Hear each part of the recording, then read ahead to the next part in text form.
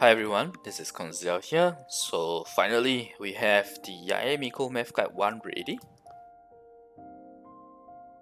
I was waiting for some of the changes to be ready, and I was also busy with some IRL stuff, but now we finally have it ready, and I'm going to try my best to run through it as quickly as possible because I have quite a number of points to go through. So first off, Yae Miko. These are her stats. Her base attack is kinda low if you ask me. It's only slightly higher than a typical 4-star character's base attack. But it's nice that she has crit rate ascension stat. Her signature weapon has fantastic stats because it has crit damage, 66.2% crit damage with 608 attack. Now let's talk about her signature weapon effect. So you have the effect here, where essentially every time you use an elemental skill, the elemental skill damage will increase by 12%. Yeah, I'm sorry that I can't get this to appear in a better way. But basically it's 12% for 3 stats and lasts for 12 seconds. You will always get it because of how her cooldown is like now. Each stack of her elemental skill only has a 4-second cooldown now. And when you get all 3 stats, you get 12% all elemental damage bonus. And for the Kagura Dance effect on the R5 is double, 24% per stack for 3 stats up to 72% on the elemental skill bonus, and 24% all elemental damage bonus when you get all 3 stats. Okay. So now let's quickly go to the intro itself. Let's talk about what are the points that I'm going to cover here today. So obviously we'll go through the passives, we'll go through the constellations, we'll talk about the important notes and assumptions, the elemental skill versus elemental burst, team comp options. Just bear in mind it's a high level early loot, not a comprehensive loot per se, so I may miss some comp options. Chill on this, yeah. Next is rotations. Talk about artifact options with 70 CR/200 CT target. We'll look at the damage figures for both Yae Miko solo as well as a full team with Kazuha, Bennett, Raiden. And we have Constellation and Refinement comparison as well. And finally, I'll talk about what the rest of the Yae Miko videos that we will do. You guys feel free to let me know what else, but we'll get there eventually. So, first off, let's talk about her passives. This is pretty straightforward, right? When crafting character talent materials, you have a 25% chance to obtain one extra random item of the same region. So, Mondstadt region, Liyue region, Inazuma region. This is basically a RNG version of Xingqiu's passive, which is good for when you already have sufficient to get what you want, or what you need. And if you get some other books, then it's more helpful in that sense, but only in that scenario. So nothing much to really talk about for this. Let's talk about her passive here. That is, how should I put it? On the data mine side, you need to use Chinese language in order to see this. If you look at the English version, you won't see this because it's not updated yet. The English translation is not there yet. Okay, so this is my own translation. Essentially, when using her bursts, what happens is that the way her burst works is that every time you have as long as you have a Seisho Sakura, which is her turret that's left when you cast her E, as long as you have that, it will destroy that Seisho Sakura and cast an additional Thunderbolt with a high damage, a Tenko Thunderbolt. So this means that her burst, the way her burst works is that it's going to be 1 burst hit followed by 3 destroyed Sakura's worth of lightning bolts.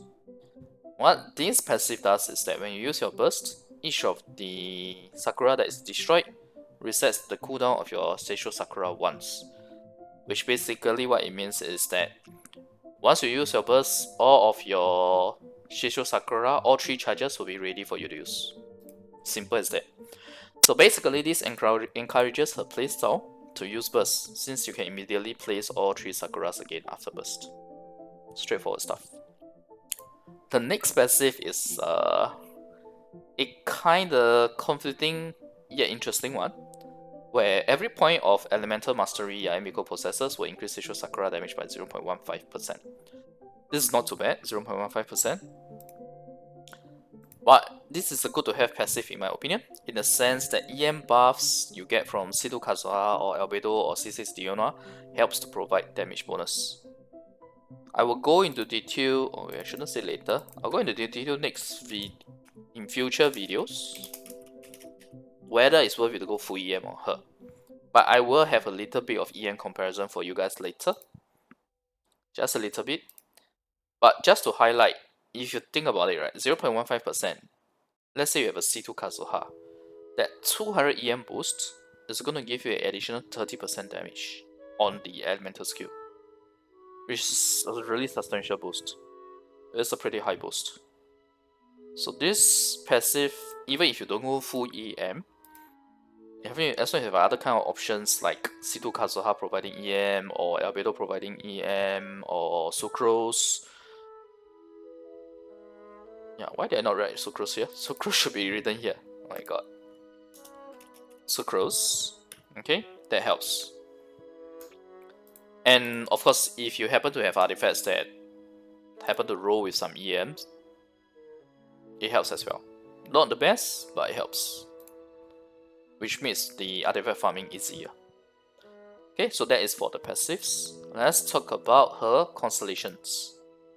So C1 Chronicles of the Kitsune cohort. Each time her burst is used, or rather each time her burst activates the Tenko Thunderbolt, which is the one where I just described here, where it destroys your Seisho Sakura turret, Yae Miko will restore 8 energy for herself. So a total of 24 energy can be gained. If you want to utilize her kit, this passive allows you to reduce your ER requirements, so it's pretty nice. And I will cover the damage difference from C1 based on certain assumptions that I'll share later. And by the way, if you use Raiden with C1 Yae, you can actually restore 36.5 energy, which effectively reduces your energy requirement to 53.5 because she has 90 energy burst. Which, in my opinion, with the 53.5 is actually very low. You might allow her to drop her ER to below 150. Because right now, the math that I have is based on 150 ER. Maybe it can drop to 130, but this really needs to be tested before it can be confirmed. And it needs to be tested only when she's out and available for us to test with. Okay. But I'm pretty confident that 130 should be enough if you have a C1 Yae with a Raiden, which will mean that you can afford to get more stats into your damage, more artifact stats on your increasing your damage rather than ER. That's how this helps. Now, C2 Hanagasa Manuscript increases initial level of Seisho Sakura to 2 and max level to 4. Now, if you know how her Seisho Sakura works, basically if the Sakuras are close enough to each other, and that distance is not too bad. If you have seen some of the footage that's available right now, the required link area is not too bad. It's not super small per se. It's okay distance. It's an acceptable distance. So essentially, when you have 3 altogether, each of them goes up to level 3. Okay. So what this does is that it increases the base level to 2, and when you have all 3 together, it increases it to 4.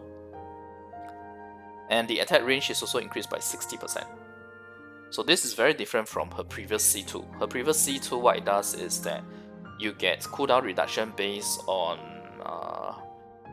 your other party members' elemental skills attacking or hitting opponents. Can't remember the exact text. But since this is the correct one, I did not bother to really look at that in detail. So effectively, C2 provides a very substantial boost for her. Because your Sakura level is increased, each of them is increased. And with the increased attack range, you also reduce the need to reposition your Sakuras, which is important. Because if you try to reposition your Sakuras all the time, you will not be able to catch up in terms of the cooldown. Because 3 Sakuras, 4-second cooldown each is still 12 seconds.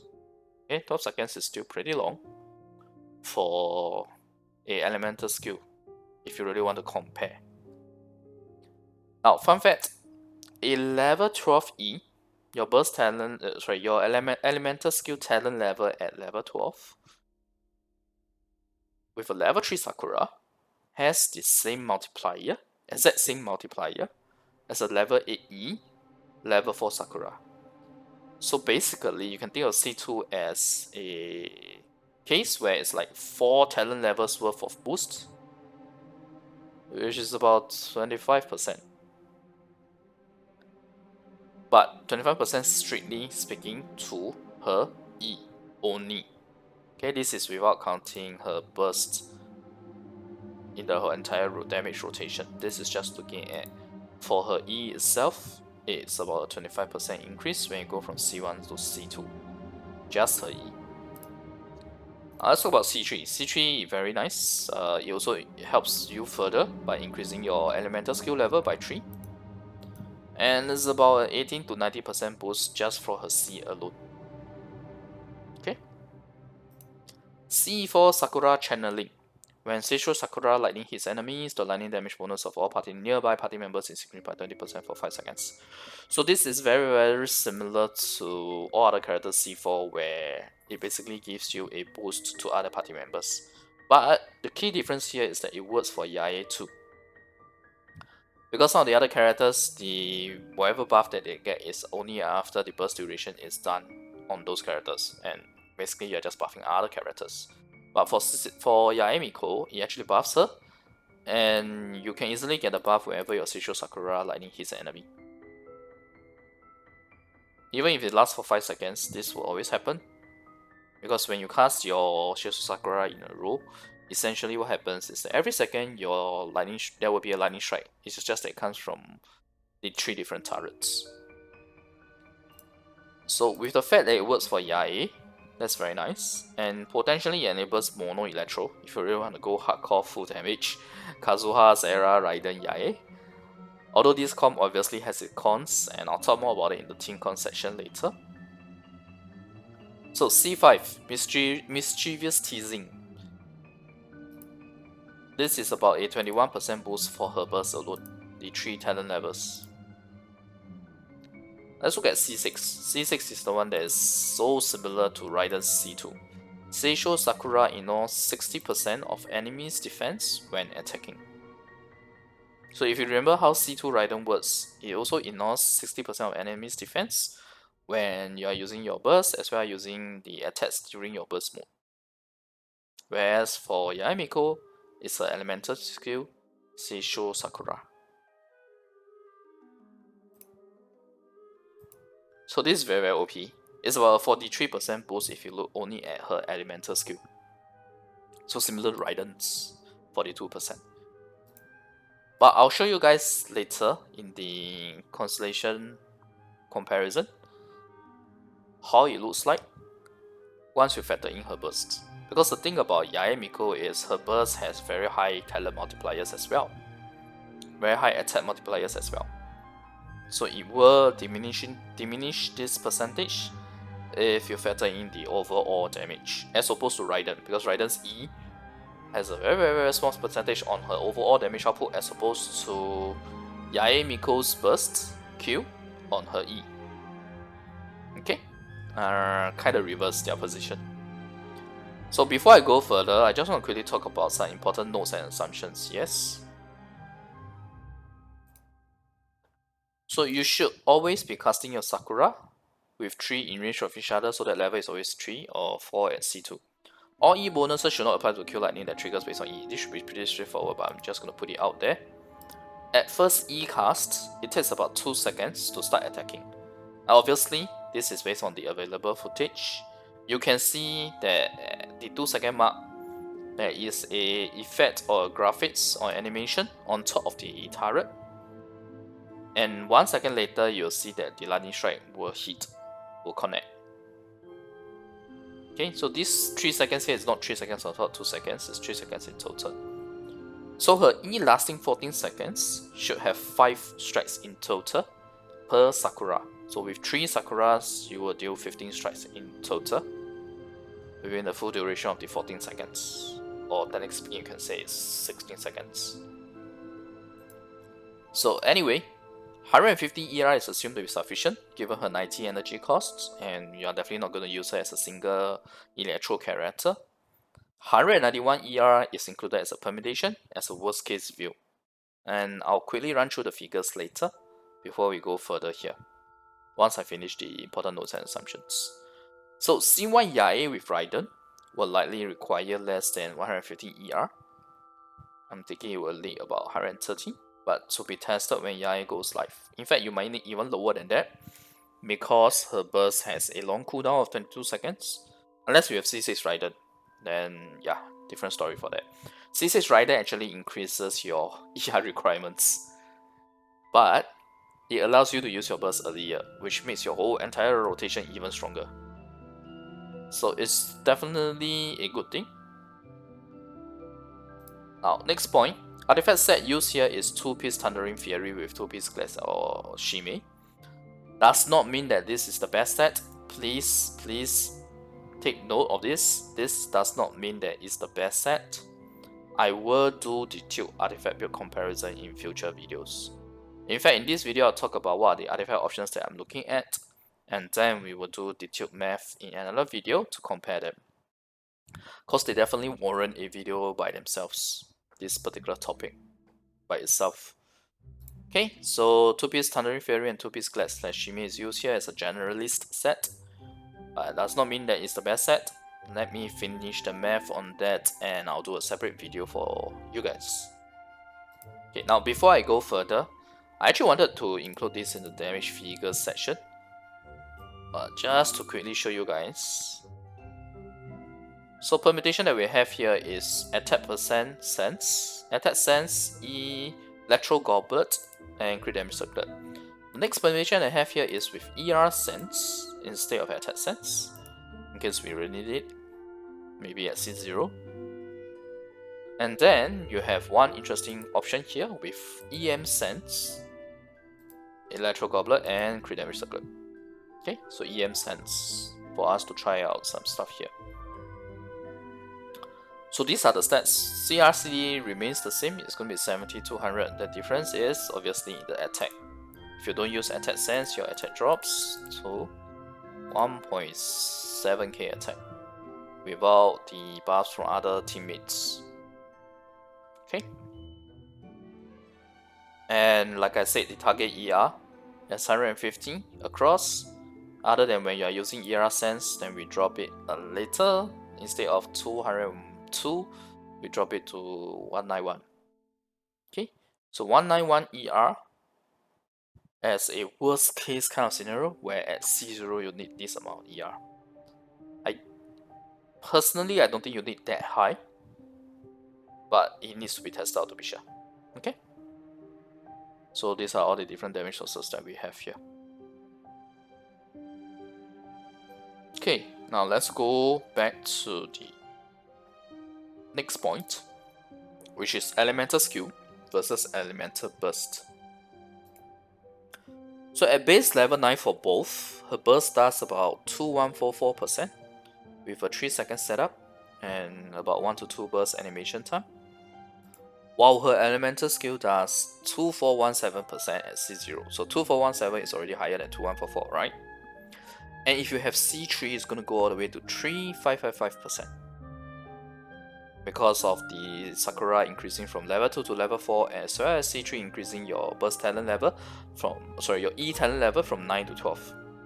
Okay, but bear in mind this is in 14 seconds, the entire duration of the turret. In fact, it should be 16 seconds, sorry. If we consider the third turret, from first to third turret, it should be about 16 seconds. So it's 5 attacks total per turret.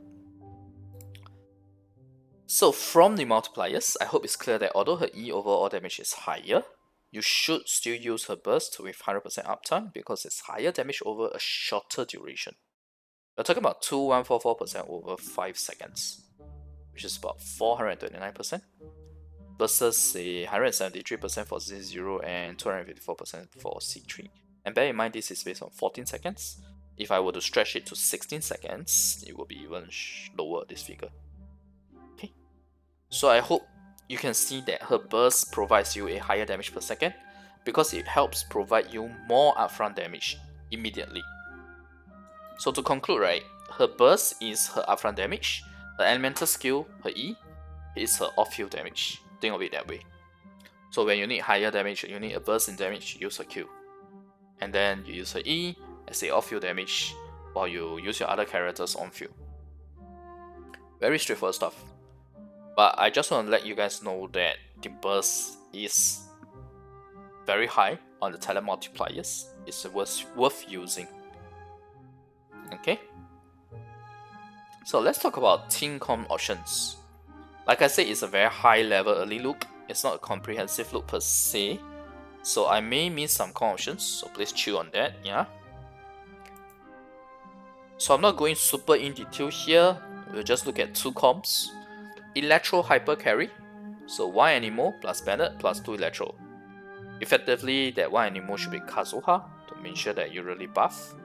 If you don't have Kazuha, Sucrose is a good option because Sucrose at least gives EM, which helps increase the damage bonus for Yae too.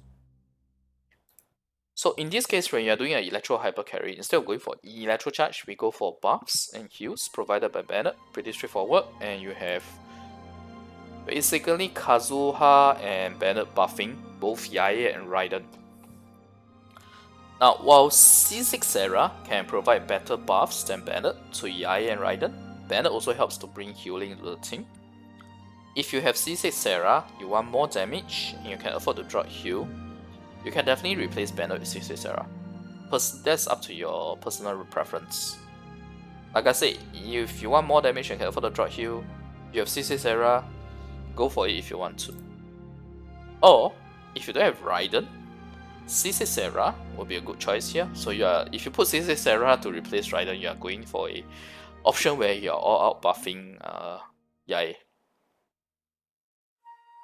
Or Fisher. Fisher is a good choice for battery.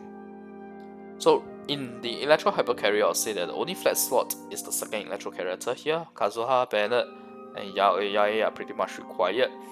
Because of Yae being able to gain damage bonus from EM, you can replace Kazuha with Sucrose. Just bear in mind that it's still not as high as Kazuha. Okay? Don't worry, Kazuha rerun banner is coming. Rumors is that it's after the Yae Miko banner, so you have a chance to get him. So, EC with Animal is the other comp that I want to talk about here, where you have 1 Animal, 2 Electro, 1 Hydro. So example, Kazuha, Yae, Raiden, Kokomi. And yes, I know it's an expensive comp, all 5-star characters, but it's all Inazuma characters. You will see the design coming together from MiHoYo. So it's a balanced team with CC. You have Kazuha, you have Electro Charge stance, heals, buffs, and high Electro damage. And Animal, how should I put it? Electro Charge is the best reaction to work with a animal source, with constant animal source. Now, animal options in this case, in an Electro Charge comp, you can replace it with Venti as well. For the pulls, for the to help ensure your Electro Charge really does a lot of damage. Okay, by pulling enemies together. Electro has a bit of a quadratic scaling as well. And Venti helps there in the sense that Venti's passive giving 15 energy will be very helpful to both Yae and Raiden. Right? So Raiden can be replaced with Sarah or Fisher if you do not have, and Kokomi can be replaced with Barbara. Why am I talking about all these replacement options? Because I know 4-5-star characters is expensive. Okay? That's why I'm mentioning the other alternatives that we can use here, which is mostly 4-star except for Venti. Now, I don't think Beidou is a good pairing with Yae, because both of them are energy hungry, and in the first place you shouldn't be using NA or CA with Yae because her NA and CA aren't great. If you look at the skilling, if you look at the attack animation speed, to me, I don't think she is a NACA DPS character. If you look at her entire kit as well, there's no buff or interaction with her NA and CA at all. Of course, if you want to use the NA and CA with Beidou, you do you. I just don't recommend it. Okay? If Ayato, who's coming in 2.6, is a NACA DPS, maybe there will be justification to use Beidou in future, with Yae as a sub DPS, Ayato being your main NACA DPS, and then Beidou providing sub DPS as well. But obviously you lose heal in such a setup. Unless you are willing to draw your animal for, I don't know, Bennett. But it's not a good idea. Oh, maybe you can use Sayu. You still get your animal, you still get your 4-piece VV effect, You get your heals, but you don't get the color buffs from Kazuha, which is pretty painful too if you don't get the buffs from Kazuha. But let's see how that goes. Let's see how Ayato's kit is like. Maybe it's so good that it's worth it. Hard to say. Let's see when he is released. Okay, so these are the two main team comps that I think Yae will fit very well in. But there's definitely more comps that she can fit in, especially given the fact that she's a sub DPS character. Okay. Now let's talk about rotations. Obviously, I'm going to use these two comps as the basis. So Electro Hyper Carry, you can do Raiden E, followed by Yae 3S E to set up her 3 turrets, followed by Bennett EQ, Kazuha QE, or EQE if you have C1. Then you cast your Yae Q, followed by the 3 turret setup again for the full sub DPS duration, and you switch to Raiden Q. So this way your Raiden gets the maximum number of resource stats possible from your comp, and she also provides energy restoration to all 3 characters. So this is how this rotation works for Electro Hyper Carry. Next we have EC with Animal. So pretty much the same, except that without Bennett, you cast Kazuha QE first to ensure that you get the Electro damage bonus. But if you're feeling adventurous, you can also cast Kokomi E first, especially if you want to do a Hydro Infused Burst, which will help with the Animal and EC setup. A Hydro Infused Burst will help a lot with that. But given that Kokomi can have a constant application with a jellyfish, it's not as important. So infuse your burst with Hydro, assuming you're using Kokomi. Okay, so Kazuha QE, Kokomi E, Yae Q, 3SE, and then you have Kokomi Q, followed by Raiden Q. And obviously the Kokomi Q here is just to refresh the jellyfish duration. Cast and swap out. Yeah, don't use her normal attacks. That's not what her Q is used for in this comp anyway. And then you have Raiden Q as the last as well. So please note, I highlight it in red and put it in caps, yeah? Please note, it is a waste to immediately cast your Yae Q after 3S E, because by the time you finish casting your third E, your first E attack will have just happened, the Lightning Strike, and your second and third are soon to follow.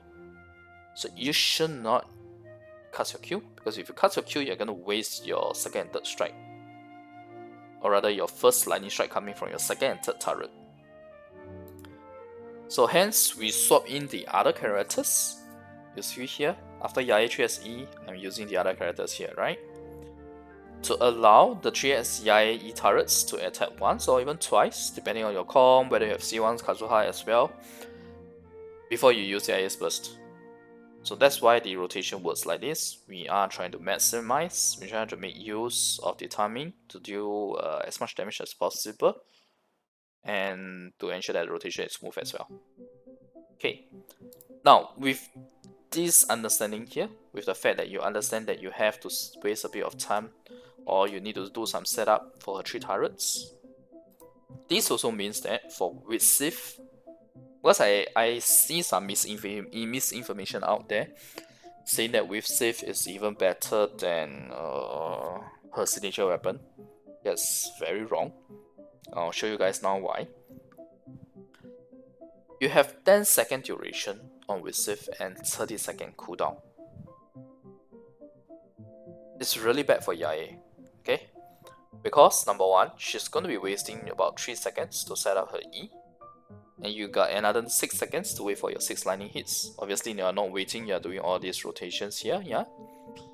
Then you finally cast your Q, and by then, your 10-second buff is over. Your 10-second buff is over before the 3x E that you can cast after your Q has a chance to really do its sub DPS role. So in other words, the 10-second Widsith buff only buffs 6 E attacks and 1 Q instead of say 15 E attacks for your entire turret duration. And by the way, I am assuming that her Q snapshots here, if it doesn't snapshot, Widsith will only buff 3 E attacks and 1 Q instead of 6 E attacks. Why? Because you need to trigger her Q earlier, because her Q works such that after casting the burst animation, it strikes 4 times in a row. Okay? Which means that if it does not snapshot, when you strike 4 times in a row, if the buff ends, your burst doesn't even get the buff as well.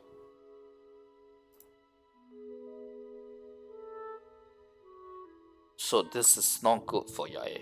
The way Yae works, where she need to set up her turrets, she casts a Q, after casting your Q you need to set up turrets again. And for the next 20 seconds, after this, you have no buff. Which means the whole 14 seconds on turrets after casting burst, you have no buff. Which, by the way, in the entire rotation, which I'll show in the damage figures later, the duration, the 14 seconds on turrets after casting burst is more than half of the overall damage in the rotation. So this is why you cannot just look at the stats provided by a weapon and then that is good. You have to look at the rotation, you have to look at all the factors being involved. So I will do detailed math for Widsith in future when we get to weapon comparison. Okay. Now, that is it for rotations as well as a Widsith special mention. Let's talk about artifact options. Okay, other options here, we have Generalist set, 2 Glads, 2 Shime, or 2 Shime with 2 Thundering Fury, which you can work in any of the comp, be it the EC comp or the Electro Hyper Carry comp. Here you have an EC set, which basically is a set where you must use EC comp because you're using 4-piece Thunder Silver, which gives you 35% damage bonus when enemy is affected by Electro, and you want EC for that because Electro Charge will ensure that the Electro element is still on the character or on the opponents. And obviously for all 3 builds we're going to use attack, Electro, crit damage. And why? I'll show you guys from the damage figures later. Burst Focus set, where you use 4-piece emblem, where you really want to ensure that you have the 100% burst uptime and to boost your burst as well. It's more like, this is more like where you're trying to balance, right? You're trying to balance your damage output. You already have a lot of buffs going to your elemental skill. You're trying to balance to make your buffs stronger as well. It's a bit of a different concept, but not to worry. I'll cover the comparison in detail in future. I'll do the math. I can show you guys how it works. But at a high level right now, what I can say is that 4-piece emblem is not a good option for C6 Yae Miko. But for C0 Yae Miko, it might be good. But I need to do the math to be sure. Okay. So these are the 3 artifact options that I'm looking at. If you guys have any other possible ideas that you're thinking of, let me know. You can add it to the comparison if it's good. I did think of 4-piece Thundering Fury, but because of how short her cooldown is, I'm not entirely sure whether or not we need 4-piece Thundering Fury, unless you want to add the 4 seconds together as 3 turrets and think of it as 12 seconds, then Thundering Fury may have some use. But Thundering Fury is also restrictive in the sense that you... Okay, it's not that restrictive in the sense that it's not just Electro Charge, overloaded works as well. But when you're using the Hyper Carry, your overload with Bennett and Kazuha, I think it's doable. Bennett with Kazuha is infusing Pyro into his burst. Yeah, I think it's still doable, the 4-piece Thundering Fury. But with how short the cooldown is, I don't really want to do that. I don't really want to choose Thundering Fury. Because you use 4-piece Thundering Fury, what will happen is that yes, your cooldowns get shorter, even shorter. What it means is that it helps you to easily adjust your turrets as and when you need it, but it doesn't really improve your damage by that much, although it does increase the overloaded and electro charge damage slightly. Okay, but yeah, like I said, those reactions do not help with her high multipliers. So 4-piece Thundering Fury, I don't think it's that great, that's why I did not mention here. But anyway, these 3 artifact builds should be a good source or some good options to compare against. I'll cover it in detail in future because this is a subject that warrants a topic by itself, a video by itself. Okay, bear with me. I'm reaching the end of my video. Hopefully soon. We are 35 minutes in now. So let's look at the damage figures. Here you have Yae Miko damage solo, just her. And I've already shared the different builds, right? We have attack / electro damage / crit damage circlet with 150% ER. We have the same permutation but with a ER sense and a total ER of 191%. And we have a EM sense with 150% ER as well. So like I said, the total rotation here will be including your 14 seconds of you, as well as the setup time to set up the turrets, as well as your burst. Okay, so all in all, it's about 25 seconds worth of time, assuming that you allow your Yae turrets, right, to attack twice before you use your burst, which is doable if you follow my rotation, where you cast all the necessary stuff after casting 3x Yae Miko. And this is the type of damage that you can expect. In a sense, you can see this 191% ER as a C0 damage. Not that I'm not saying that C0 needs that high of an ER. Maybe it does, maybe it does not. If it does not, then this figure will be even higher, which is good for everyone, right? All of these figures will be higher, which is good for players, good for you guys. I'm trying to go for a more conservative approach here, where we go for a higher ER. So in a sense, you can think of these 2 figures as C0, these 2 figures as C1. And this is if you want to go EM. Okay, so as an EM option per se. So right off the bat, you can see that attack does provide you higher damage, but this is without the reactions factored in yet. But like I said, it's solo. And then we have more permutations here, effectively where we go to C2, C3, C4, C5, and C6. You'll see that the talent levels change accordingly as you go through the constellations. Right? You go from 8 to 11, that's because you have C3. You go from 6 to 9, that's because we have C5. In fact, if you look at 1, 11, 9, this is the permutation. This is the highest talent level you can get when Yae Miko is released, because she requires a new world boss, the Raiden world boss. Wait, should I have said that? Maybe that's a spoiler, right? The new 60 raising boss. Okay, the new 60 raising boss material, the weekly boss material. So you are only going to have 2. You can only get your base talent level to 186, and with C5 you will get 111.9.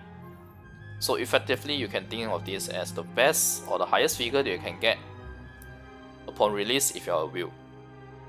Okay, and obviously 112.12 is the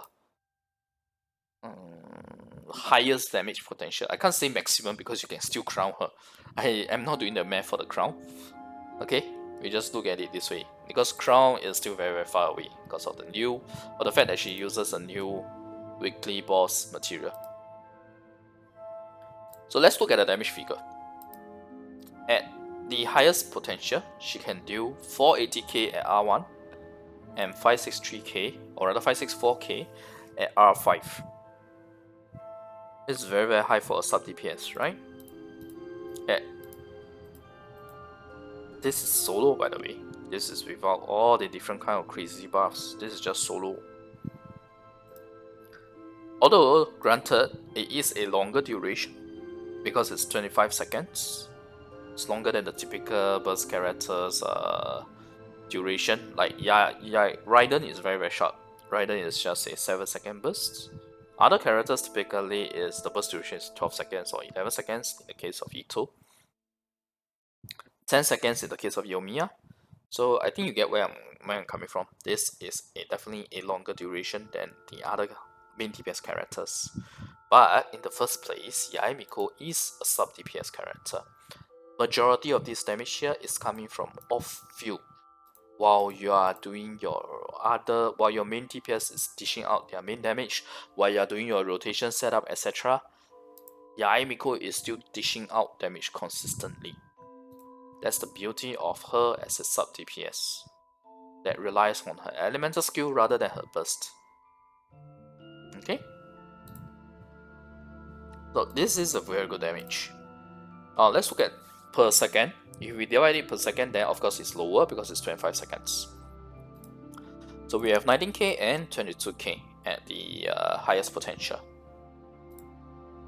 So I would say that these figures are actually pretty impressive, especially considering that majority of Yae Miko's damage is off field, not on field, and these are just solo figures. So let's look at the full team with all buffs thrown in nades. We have a fully built Bennett, same as per my previous math guides how it's like his stats wise. We have a Kazuha with the same stats as what I have shared in my previous math guide videos as well.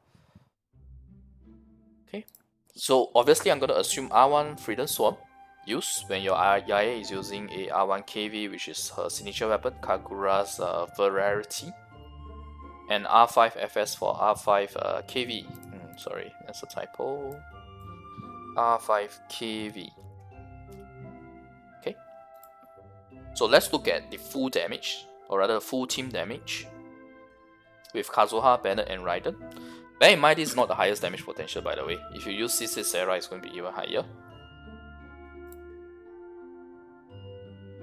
Whoa, 1.7 million damage and 1.43 million at R1.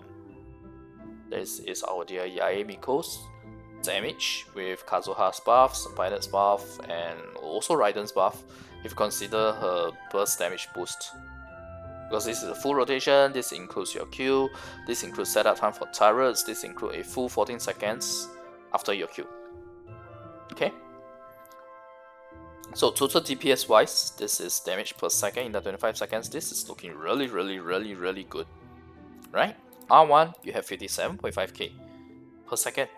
I mean, this is average out, this is not the actual off-field damage. But you get what I'm saying here, right? It's very high for off-field damage. It's very high. Holy damage. It's a really high damage figure. Even if the duration is more than double the usual burst duration, this damage figure is also higher than, say, Ito's damage duration. Or damage figure, just that Ito's duration is much shorter. So if you want to compare DPS, obviously Ito will be better. But you gotta also bear in mind that a lot of this is coming off field, which is my second point here. In fact, for the 68k damage in raid, right, the actual off-field damage per lightning strike is 63k, and this 63k is averaged out with crit rate. Okay, this is not the actual figure that you'll see in the game. The actual figure is actually even higher, because this 63k has been reduced to factor in your crit rate, because we are going for a 70 CR 200 CD target.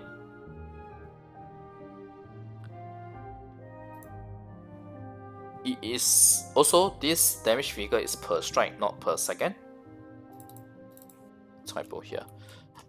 It's per strike and not per second, since within the 25 seconds there are extended durations where your turrets are not attacking. Example, when you're doing your setup, when you're doing your burst animation, right? And just to share, burst damage is about 372k. Again, this is with crit rate factored in. The actual damage you see will be higher than this. It's going to be 400 plus k, close to 500k. So for this 68k DPS figure, which means that out of the 1.7 million, you have about 400 plus or 500k that is just from the burst alone. The rest of it is from your off-field damage, which is still nice, right? Having this amount upfront as a burst damage, and then the rest of the damage comes as a off-field damage, and it averages out to be about 63k per strike. And if I factor in the burst everything, it's about 68k per second damage throughout the entire duration. So it's a very nice damage, especially given that it's off-field. Okay, So I'll say Yae Miko's off-field damage is definitely good. It's entering OP territory with high investment, which is C6, the red figures here. Okay. If you need further convincing, let's look at C0R1 solo DPS. It's about 19k. Okay, per strike. It's almost double my Fisher's solo Oz damage. And 19k again, 19k here is after it's reduced by factoring crit rate. This 11k is the actual damage I see in game. So that's why I say it's almost double. If I assume crit rate to be 100%, this figure will definitely be higher. So in fact, it should be slightly more than double my Fisher's solo Oz damage. So I hope you guys get what I'm trying to say here. And yes, I know Fisher is 4-star, but Fisher is actually a very good electro sub DPS character. If we talk about a character that relies on elemental skill rather than burst, which is Beidou. Because like I say, I don't think Beidou is a good pairing with Yae Miko. Now, another thing to note is that all of these figures have not included any reaction damage yet. Because with Kazuha's Pyro Infused Burst, Overloaded can be proc fairly frequently. This is also not the highest damage that Yae can reach. C6 Sarah will buff even more for her, though the rotation can get a bit irritating because Sarah's buff is short, right? It can get a bit irritating to maintain that buff. But it's doable if you have C1 or C2 Sarah. I can't remember the exact constellation, the one that leaves a weaker feather behind. That will help give you a buff as well. So she has the 3 different sources: the weaker feather, the actual charge attack, as the aim shot, as well as from using her burst. So I hope that when you see this figure, it's already a very high damage figure, and on top of that, it does not include reaction damage, it's also not the highest damage potential. Okay, let's bear that in mind.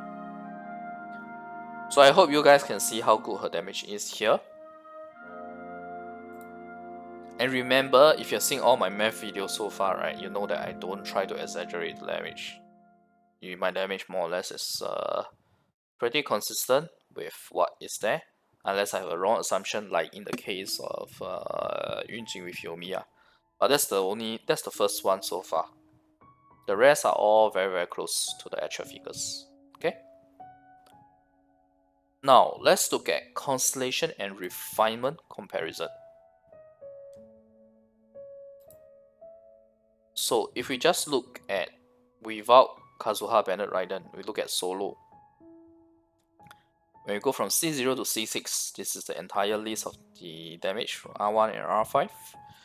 You'll see that from C0 to C1 for solo, it's about a 24% boost, which is very nice. C1 to C2 is a 17%. Now bear in mind this 17% is on top of C1, it's not from C0. If you want to talk about from C0 to C2, it's a 45% increase, which is really good. Okay. I didn't do permutation for the rest of it because I didn't want to really focus on Constellation comparison per se.